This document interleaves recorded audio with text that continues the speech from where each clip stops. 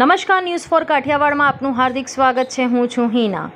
Radio તુવેર દાળની 90 વર્ષની સફળ યાત્રાની ભવ્ય ઉજવણી.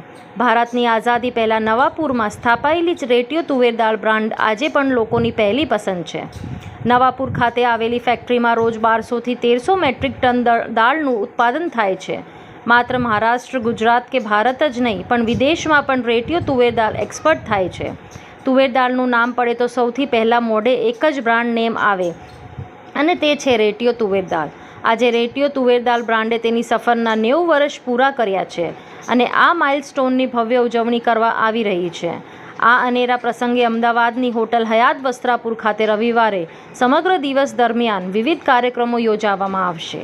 બ્યુરો રિપોર્ટ રણજીતસિંહ સિંધવ, અમદાવાદ. શુદ્ધ, દેશી અને સાત્વિક ખાવાનું ખવડાવવું છે એ એમનો એક મજબૂત વિચાર હતો. એમણે 10થી 15 લોકોને સાથે રાખીને એ કામ શરૂ કરેલું. નવાપુરમાં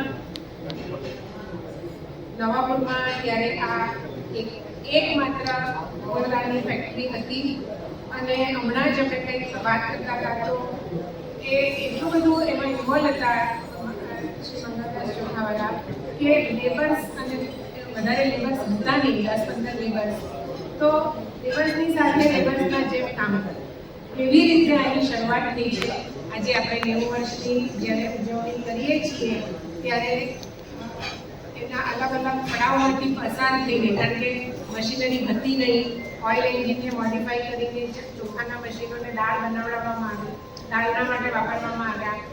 અને વચ્ચે એવો એક સમય આવ્યો કે જ્યારે જર્મન કંપનીની મશીનરીઝ એ લોકો જેમાંથી રાઈસ અને વ્હીટનું પ્રોસેસિંગ કરતા હતા, તો એ લોકોને લાગ્યું કે આપણે તુવેર દાળ પર કામ કરીએ તો બહુ મોટું માર્કેટ છે, પણ એ લોકોને માટે પણ એક ચેલેન્જ હતી.